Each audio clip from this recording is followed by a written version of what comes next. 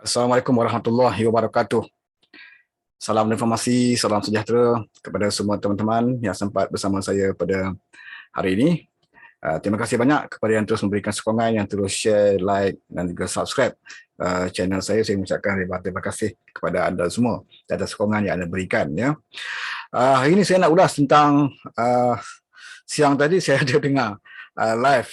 Kebetulan saya bersempat lah berkesempatan dengar live daripada seorang ahli Majlis Kerja Tertinggi UMNO, iaitu Tajuddin, yang kita tahu telah pun beberapa hari yang lalu telah pun dipecat sebagai ahli Majlis Kerja Tertinggi UMNO.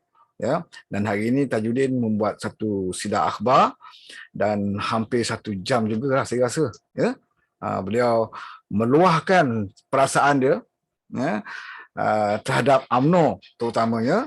Dan kita dengar bukan kerana kita nak ambil tahu sangat apa yang berlaku dalam UMNO, tetapi menariknya kita dengar sebab apa yang kita cakap sebelum ini, yang kita selalu sebut sebelum ini tentang UMNO, ya, telah pun terbukti dan juga secara tidak langsung telah pun didedahkan oleh Tajuddin.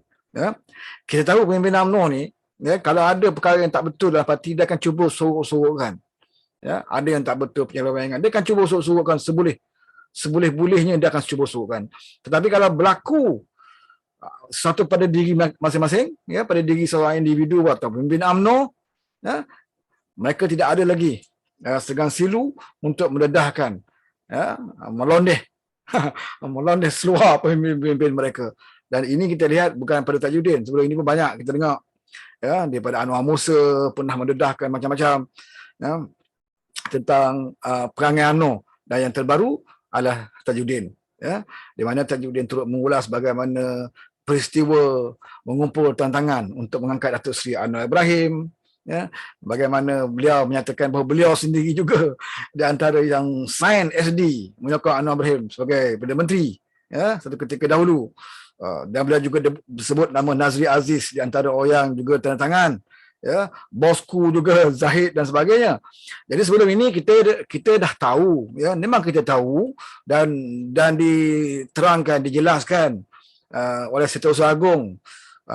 Yang terbaru dalam penjelasan beliau sewaktu debat dengan Rafizi, beliau menceritakan tentang kejadian bagaimana peristiwa, ya, di mana Anwar cuba mendapatkan mandat rakyat dengan inisiatif kita, mendapatkan sokongan-sokongan daripada beberapa ahli parlimen. Cuma Anwar ni dia walaupun parti tak sama, ya, parti keadilan dengan UMNO ni bermusuhan, tapi Anwar ni jenis orang yang beradab, berakhlak. Dia tak pernah sebut pemimpin UMNO mana yang sokong dia, ya.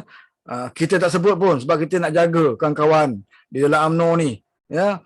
Walaupun akhirnya Anwar tidak berjaya mendapat sokongan itu kerana Anwar sendiri memilih untuk tidak mahu mematuhi syarat-syarat yang ditetapkan oleh UMNO. Dan ini dijelaskan oleh Tajuddin sendiri bahawa setiap sokongan UMNO kepada mana-mana pemimpin, ya, selepas kejatuhan, setelah mereka terlibat campur tangan, ya, juga bersubahat di dalam menjatuhkan kerajaan Patah Harapan, ya, di sana UMNO memberikan sokongan pada Muhyiddin bukannya kerana dia yakin dengan Muhyiddin boleh menjadi Perdana Menteri. Dia beri sokongan pada Muhyiddin kerana ada sebab.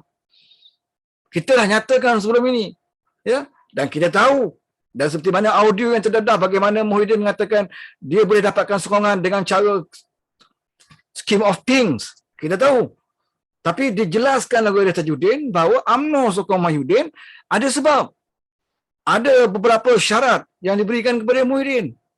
Dan kita faham, dan Tajuddin pun memberi bayangan bahawa di antara syarat-syarat itu adalah untuk menyelesaikan kluster mahkamah. Ya?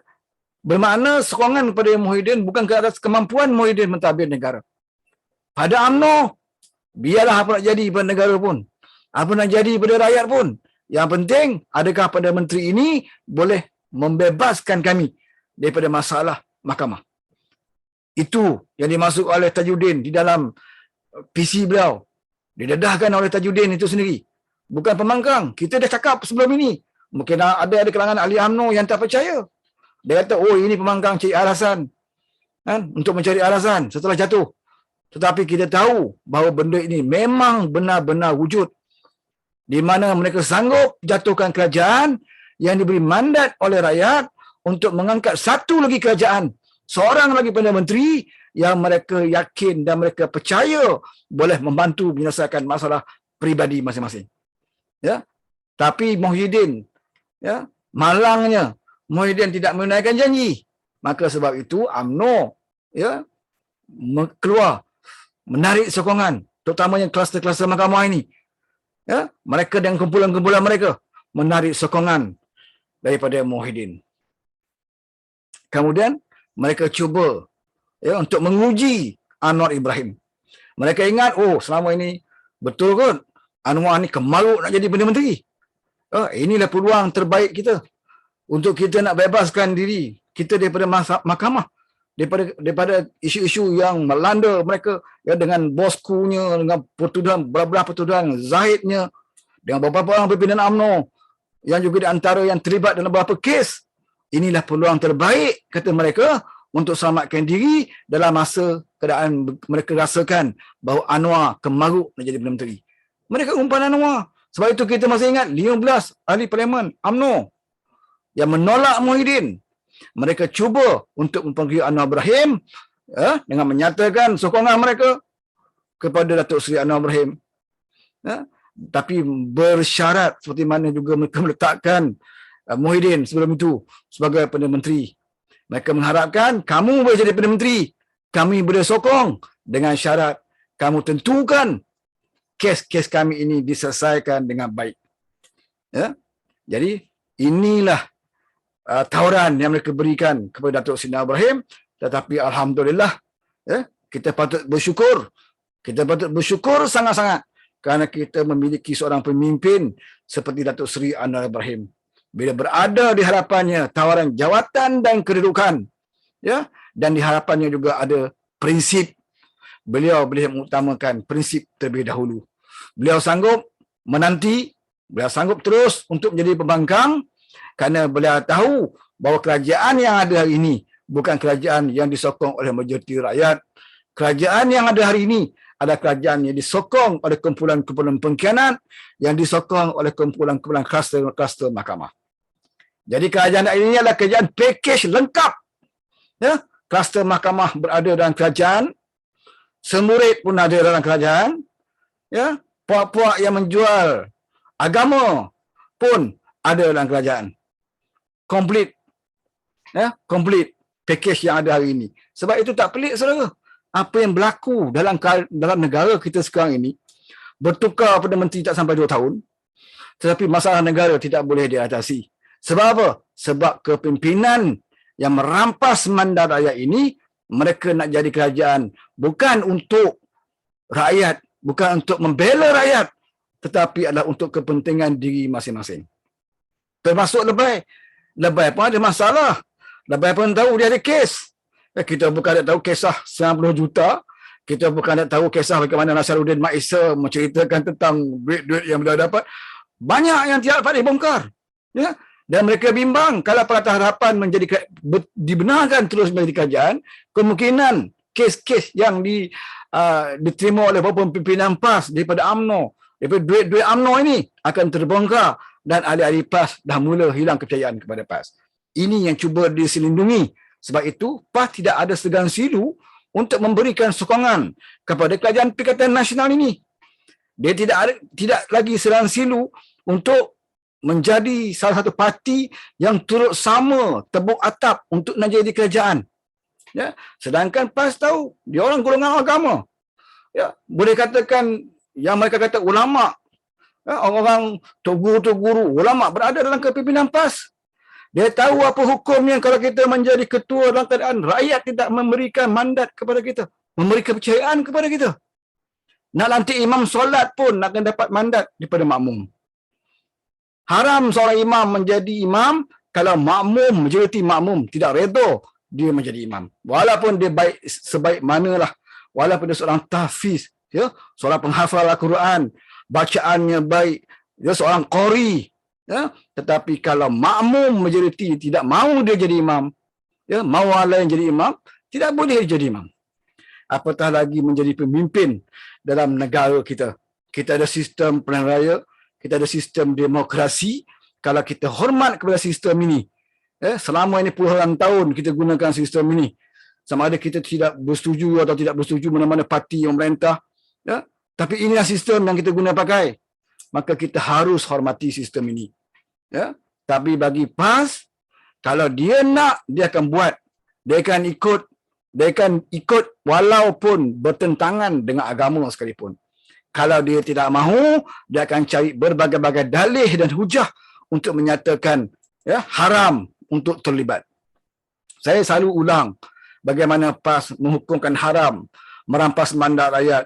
Ya, sewaktu kerajaan PAS dipimpin bawah Wabi Nizar di Perak dijatuhkan oleh pengkhianatan. Ya, PAS menghukumkan haram, tidak Islamik, ya, mengkhianat.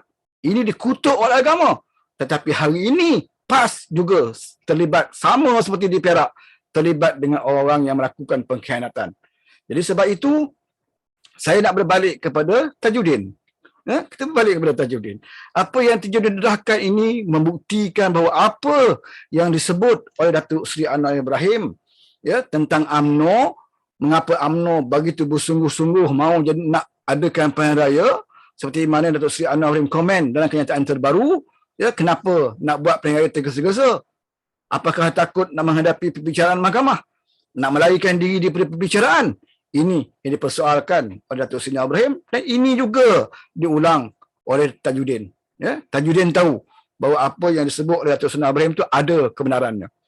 Dia membongkarkan bagaimana, ya, dalam banyak perbincangan sesama pimpinan, ya, kemudian tak jadi, ya, dia sebut tentang bagaimana dia, Najib, Mahasan Timbalan Presiden UMNO dan beberapa pimpinan lain dah berpakat untuk nak mendesak Zahid Hamidi meletakkan jawatan secara baik, tetapi akhirnya tak jadi kerana beberapa tekanan ugutan dari Puak-Puak Zahid.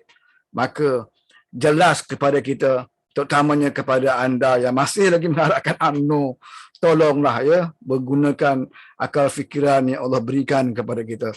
Lihatlah bagaimana pemimpin UMNO memperdaya ahli-ahli mereka. Mereka mencatur kedudukan di kalangan mereka hanya untuk kepentingan di masing-masing. Mereka tidak lagi bercerita tentang penderitaan rakyat hari ini. Ya, kita tengok Perkataan Harapan. Kita tidak lagi mencatur tentang bagaimana kita nak rampas balik kerajaan yang ada. Ya, kalau Perkataan Harapan nak buat perkara-perkara sedemikian rupa boleh. Sebab kerajaan yang ada sekarang ni bukan mempunyai kuasa, mempunyai kekuatan yang besar. Ya, 3-4 orang saja pun yang mendiri kerajaan ini. Boleh saja Perkataan Harapan kan nak menimbulkan huru-hara untuk nak ambil kembali. Tapi kita memikirkan dan kita mengikut seperti mana Ketah Kebalu Tuanku, jaga, ya, kestabilan politik. Sebab itu kita menggunakan kaedah, ya, kalau kita nak menentang kerajaan yang ada ini, kita gunakan kaedah-kaedah yang dibenarkan. Kita menentang melalui parlimen, buat gesaan, desakan dan sebagainya. Tetapi bila kita tidak mengganggu kerajaan yang ada hari ini, walaupun kerajaan ini bukan kerajaan yang diberi mandat oleh rakyat, walaupun PAS tidak mengganggu, tetapi di kalangan UMNO mereka masih lagi mengganggu sesama mereka. Mereka masih lagi menekan pimpinan mereka, sedangkan Ismail Sabri itu adalah naib presiden UMNO. Ya, UMNO sendiri menekan naib presiden mereka. Untuk mengapa? Untuk diadakan cepat pilihan raya. Konon-kononnya kita perlukan kerajaan yang mendapat mandat rakyat. Apakah PRU 14 dulu mandat tidak diberi oleh rakyat? Mengapa kamu sengaja melibatkan diri, ya, untuk menjatuhkan kerajaan yang mendapat mandat? Kenapa ketika itu kamu tidak memikirkan tentang mandat rakyat? Tetapi hari ini, bila kamu merasakan diri kamu dah semakin lama, semakin hampir, ya, ke pintu penjara Sungai Buloh, baru kamu nak ceritakan tentang mandat rakyat. Jelas, saudara, diperjelaskan dan cukup jelas apa yang disebut oleh Tajuddin, dan Tajuddin itu adalah pemimpin UMNO. Dia tahu perangai gerak-geri pimpinan-pimpinan UMNO. Dia tahu bahawa pimpinan UMNO hanya mementingkan diri masing-masing. Dia sanggup pecat orang ni, buang orang ni, tukar orang ini kalau orang tidak bersetuju dengan mereka. Ya, UMNO cuba nak kuasai pimpinan-pimpinan supaya ikut cakap ketua mereka. Ya, ikut cakap ketua mereka yang iaitu untuk melepaskan tengkuk masing-masing. Dapatkan kuasa kerana nak settle segala masalah-masalah di mahkamah. Bukan nak settle masalah rakyat. Sebab itu hari ini kita tengok berapa ramai menteri yang ada pun, ya, sama ada daripada UMNO, Bersatu, PAS, ya, negeri ataupun negara ini tidak boleh diuruskan dengan baik. Masalah ayam, telur, minyak masak, banyak lagi masalah barangan yang meningkat naik ini gagal diselesaikan.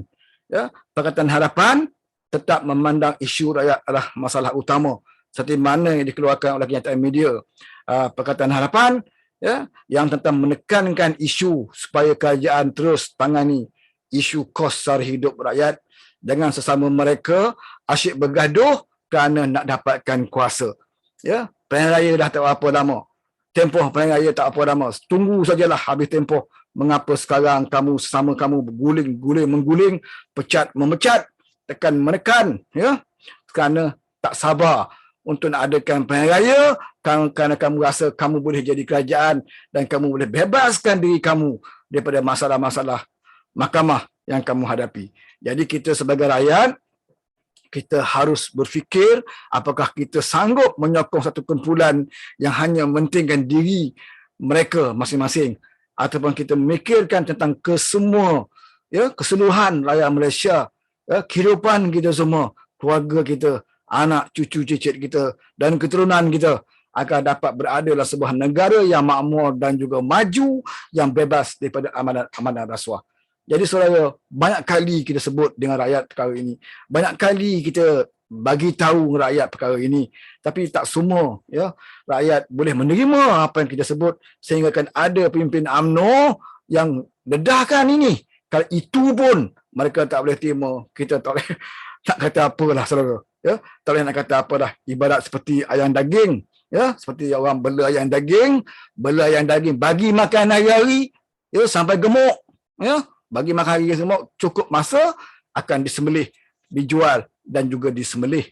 Ya. Okey, cukup sampai di sini setakat ini. Kita akan ulas lagi isu-isu lain.